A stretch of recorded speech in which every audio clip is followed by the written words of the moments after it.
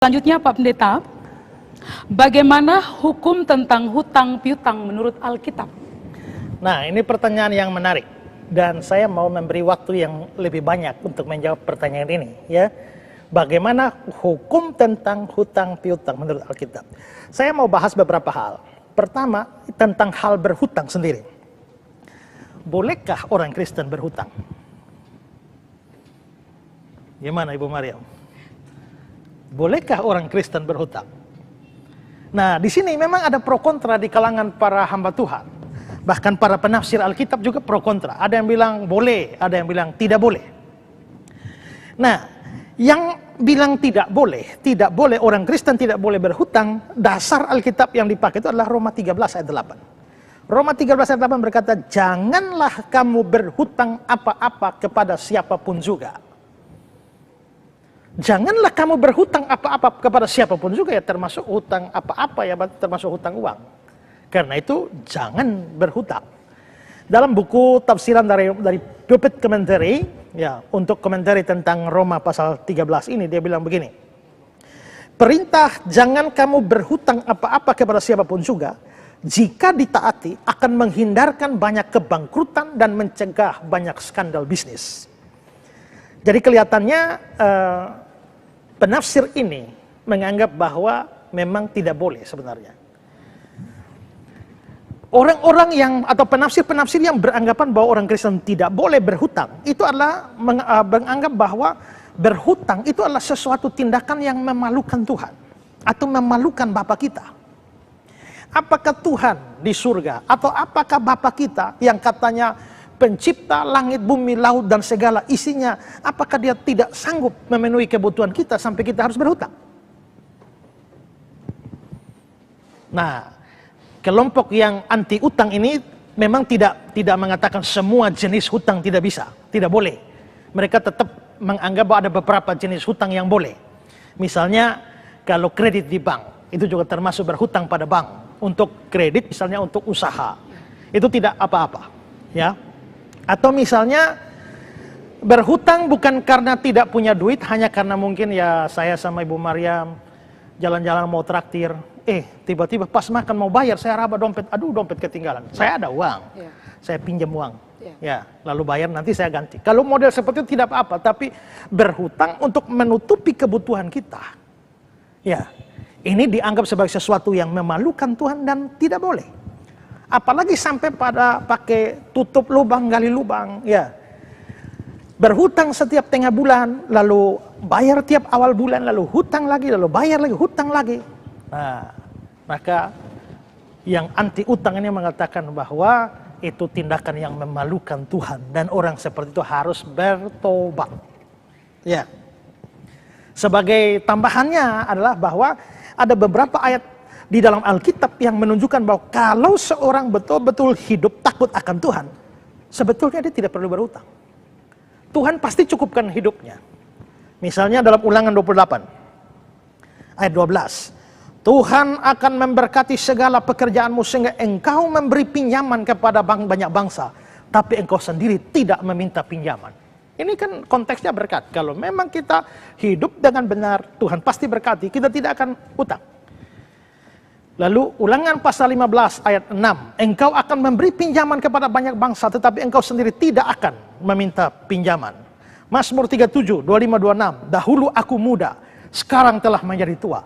Tapi tidak pernah kulihat orang benar ditinggalkan atau anak cucunya meminta-minta roti. Tiap hari dia menaruh belas kasihan dan memberi pinjaman. Dan anak cucunya menjadi berkat. Lalu Matius 6 ayat 33, cari dahulu kerajaan Allah dan kebenarannya, maka semuanya ditambahkan padamu, makan, minum, pakai.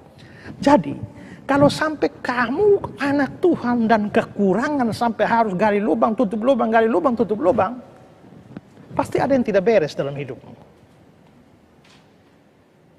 Kok bisa Tuhan tidak mencukupkan kebutuhan saudara sampai saudara harus pinjam-meminjam? Ya, ini pandangan pertama ya.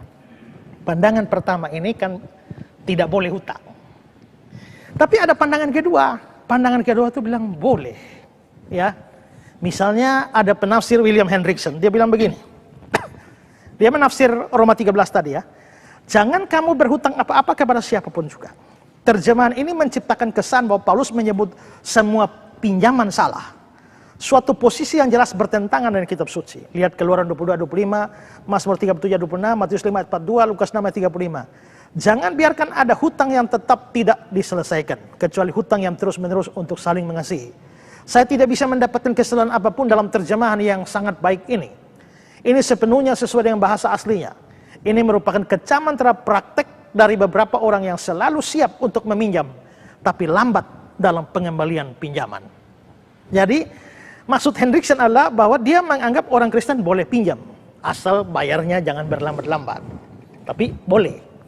Juga dari John Murray mengatakan begini, sesuai dengan analogi kitab suci ini, tidak bisa diartikan bahwa tidak pernah boleh mengadakan kewajiban keuangan, bahwa kita tidak boleh meminjam dari orang lain pada saat membutuhkan. Tapi memang mengecam orang yang terlalu gampang berhutang, khususnya sikap acuh tak acuh yang begitu sering ditujukan dalam pembayaran hutang. Hanya sedikit hal yang menyebabkan celaan lebih besar hanya sedikit hal yang menyebabkan celaan lebih besar pada kekristenan daripada penumpukan hutang dan penolakan membayarnya. Jadi sama dengan Hendriksen, mulai berpendapat orang Kristen boleh berhutang, tapi dia menyalahkan orang yang terlalu gampang berhutang, tapi terlalu sulit membayarnya. Ya, nah. Sekarang kita lihat ada tadi dalam komentar yang saya baca itu ada ayat-ayat yang dipakai oleh William Hendriksen maupun juga John Murray.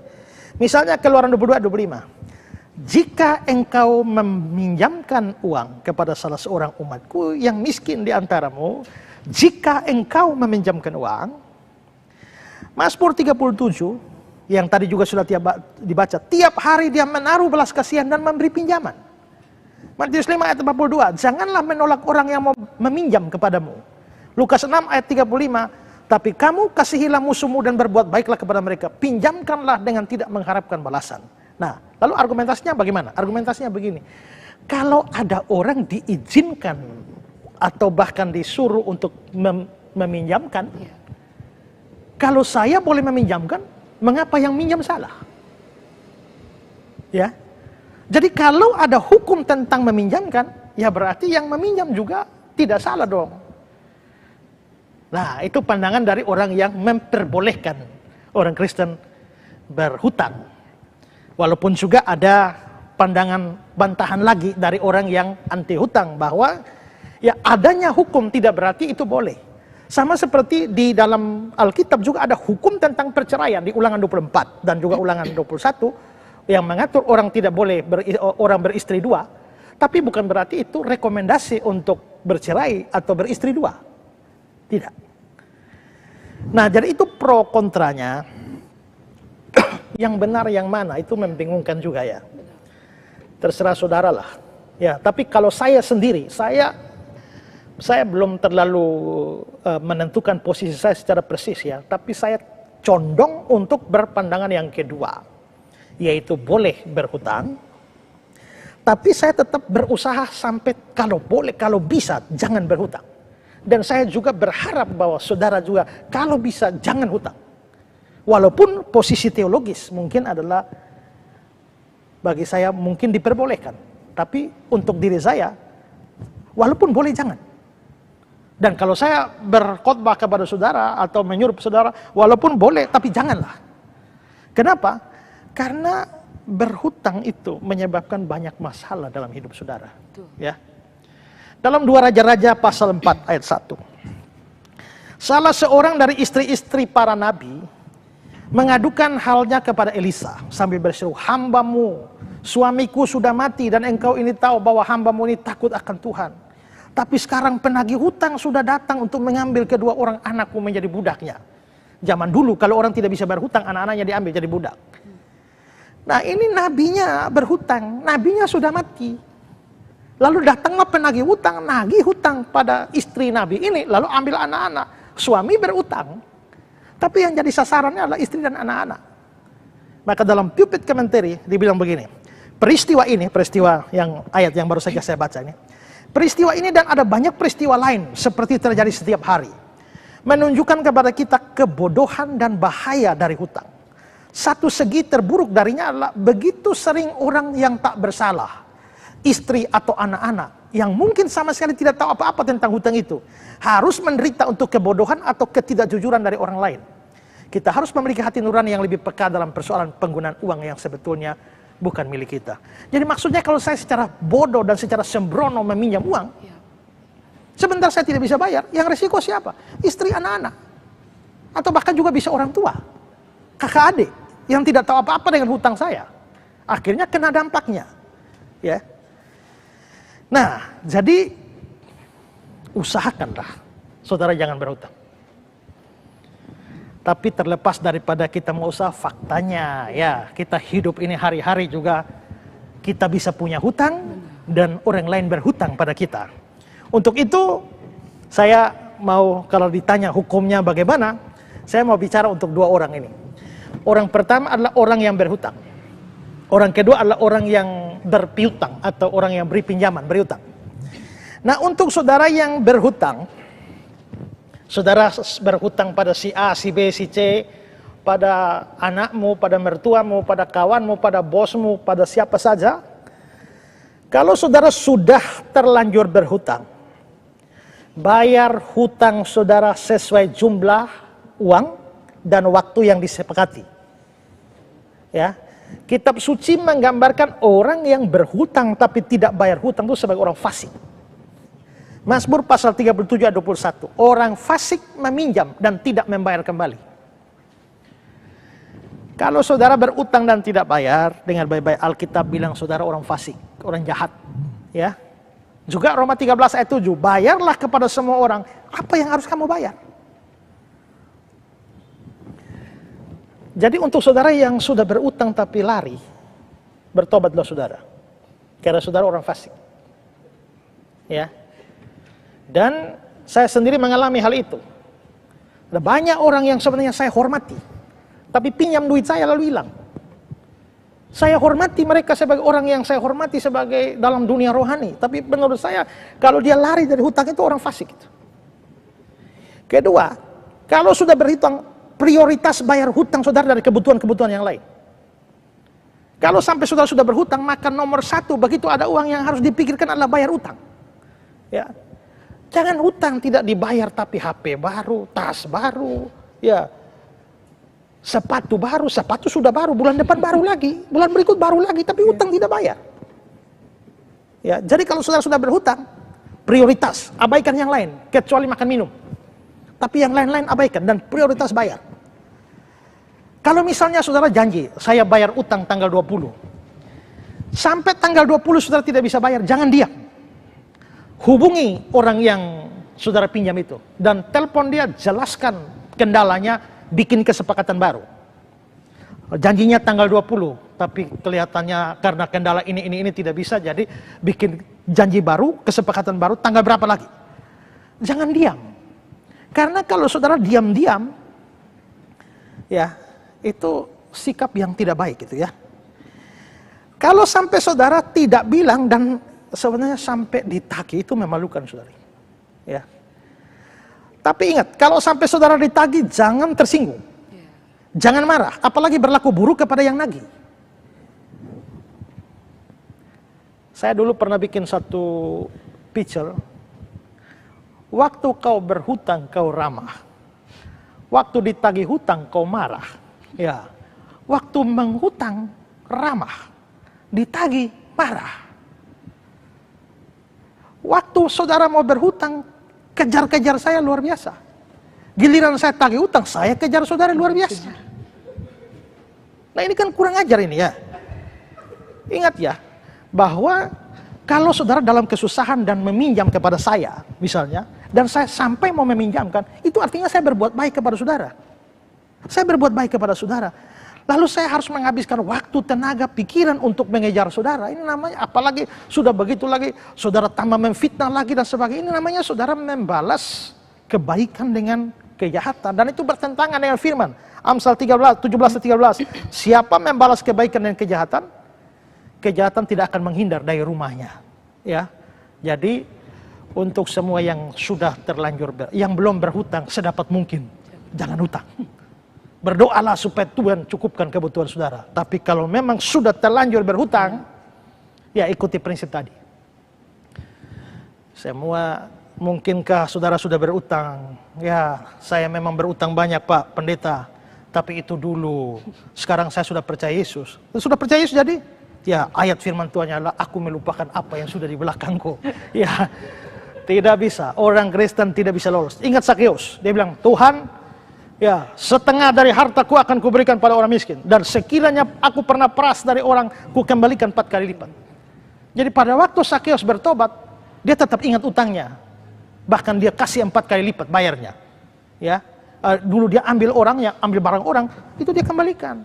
Ya, tapi banyak orang Kristen setelah bertobat, dia melupakan apa yang di belakangnya. Mengarahkan diri kepada apa yang di hadapanku.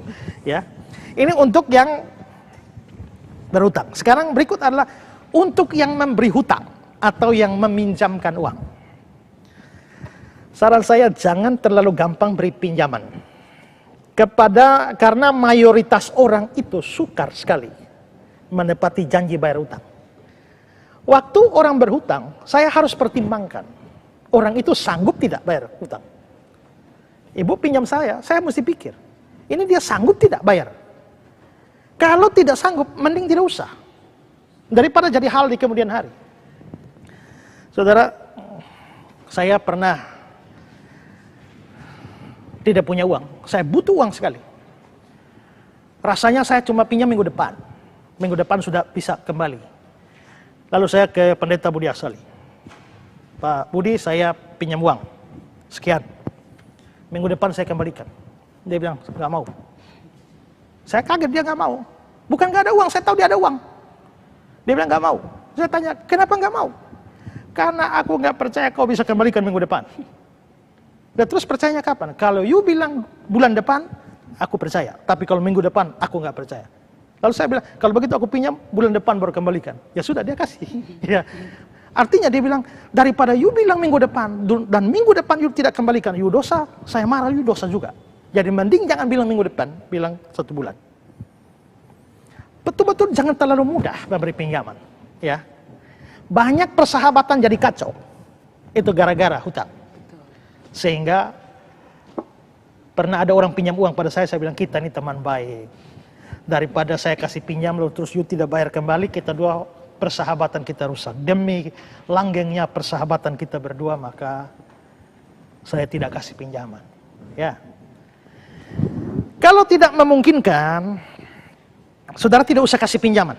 Tapi kalau saudara sanggup, berilah sesuai dengan jumlah yang saudara rela. Jadi misalnya Ibu Mariam datang kepada saya, pinjam 1 juta. Saya rasa, wah ini kayaknya tidak sanggup bayar kembali. Kalau tidak sanggup nanti jadi masalah, kita dua kacau ini. Ya, sudah ginilah, saya relalah, saya kasih 250.000. Ini sumbangan saya, tidak usah kembalikan. Dan banyak kali saya bikin seperti itu. Supaya tidak ada masalah. Dan saya, waktu kasih 250.000 saya rela. Sehingga saya tidak mengharapkan balik. Matius 5 ayat 42, berilah kepada orang yang meminta kepadamu, jangan menolak orang yang mau meminjam daripadamu. Lukas 6 ayat 35, ya. Tetapi kamu kasihilah musuhmu, berbuat baik kepada mereka, dan pinjamkanlah dengan tidak mengharapkan balasan. Boleh kasih pinjam, tak usah harap balas. Kalau hilang ya hilanglah, atau sumbanglah sekalian. Ya. Ketiga, karena mayoritas orang ini fasik, menjadi fasik kalau sudah berutang, sedapat mungkin ada hitam atas putih. Dan seandainya yang berhutang adalah orang miskin, jangan kasih bunga yang memberatkan hidupnya. Keluaran 22-25. Jika engkau meminjamkan uang kepada salah seorang dari umatku, orang yang miskin di antaramu, maka janganlah engkau berlaku sebagai seorang penagih hutang terhadap dia. Janganlah kamu bebankan bunga uang kepadanya. Imamat 25, 35-37. Apabila saudaramu jatuh miskin sehingga tidak sanggup bertahan di antaramu, maka engkau harus menyokong dia sebagai orang asing dan pendatang supaya dia dapat hidup di antaramu. Janganlah engkau mengambil bunga uang atau riba daripadanya, melainkan engkau harus takut akan Allahmu supaya saudaramu dapat hidup di antaramu. Jangan engkau memberi uangmu kepadanya dengan meminta bunga, juga makananmu jangan kau berikan dengan meminta riba. Jadi di sini kita bisa lihat, kalau untuk orang miskin dan ditekankan saudaramu, ya, atau seperti dalam Keluaran 22-25, dari salah seorang dari umatku yang miskin, maksudnya ini sesama orang percaya, miskin. Jangan meminjamkan lalu kasih bunga. Itu berarti bahwa bolehkah kita meminjamkan uang pakai bunga? Boleh. Kalau kita membungakan uang di bank, boleh. Atau orang meminjam uang demi bisnis. Jadi minta modal sama saya. Ini kan untuk bisnis. Kalau uang itu dikembangkan kan dapat untung. Ya, saya meminta bunga itu wajar. Tapi jangan meminta bunga kepada orang-orang miskin seperti yang dibilang tadi. Untuk mengembalikan saja mereka susah, apalagi pakai bunga. Ya. Nah, jadi itu beberapa prinsip, tapi ada satu hal lagi. Ini memang hanya berlaku di Israel, yaitu ada namanya tahun pembebasan hutang. Itu ada di dalam Ulangan 15 ayat 1-3. Pada akhir 7 tahun engkau harus mengadakan penghapusan hutang. Inilah cara penghapusan itu. Setiap orang yang berpiutang harus menghapuskan apa yang dipinjamkan kepada sesamanya. Janganlah ia menagih dari sesamanya atau saudaranya, karena telah dimaklumkan penghapusan hutang demi Tuhan. Dari seorang asing boleh kau tagih, tapi piutangmu kepada saudaramu harus kau hapuskan. Nah, jadi ini artinya adalah memang ada tahun pembebasan hutang. Nah, ini kadang-kadang membuat orang yang berhutang juga kurang ajar, karena tahun ke-7 kan bebas kan. Ada orang yang tahun ke-6 pinjam banyak-banyak, tahun ke-7 hapus. Ya, itu orang kurang ajar itu. Ya. Nah, jadi memang ini hukum seperti ini adalah hukum di Israel. Tapi saya kira juga tidak salah juga kalau kita mau lakukan itu. Artinya kalau kita lihat saudara kita sudah, dia bukannya tidak mau bayar. Dia bukan kepala batu yang orang Kupang bilang baku ular seperti ini, ya tidak mau ganti, sebenarnya mampu. Tapi kalau ada orang yang sungguh-sungguh sebenarnya pengen bayar, tapi kemiskinan, kekurangan membuat dia sangat sulit. Kalau saudara memilih untuk membebaskan dia, ya sudah, bebaskanlah. Ya, toh Tuhan tidak kekurangan cara untuk memberi berkat lebih banyak kepada saudara untuk menutupi kekurangan atau uang saudara yang hilang gara-gara membebaskan orang yang berhutang. Tapi sekali lagi ini bukan kewajiban. Ini karena ada hukum di Israel seperti itu, dan hukum itu tidak berlaku bagi kita karena termasuk dalam hukum sipil orang Israel. Kalau kita mau ikut boleh, tapi bukan kewajiban bagi kita. Nah, itu beberapa prinsip hutang, tapi saya mau tekankan khusus yang berhutang. Bayarlah hutangmu. Jangan lari. Karena itu adalah kefasikan di hadapan Tuhan. Ya. Yayasan Karya Bakti Esra Soru atau disingkat KABES hadir sebagai wadah untuk memberitakan Injil dan melayani secara holistik. Yayasan ini didirikan oleh Pendeta Esra Alfred Soru di Kota Kupang, Nusa Tenggara Timur dan bergerak di bidang sosial dan keagamaan. Yayasan ini memiliki visi menjadi lembaga yang mempunyai andil dalam membentuk kekristenan yang gigih dalam memberitakan Injil serta setia kepada ajaran yang alkitabiah dan melayani secara holistik.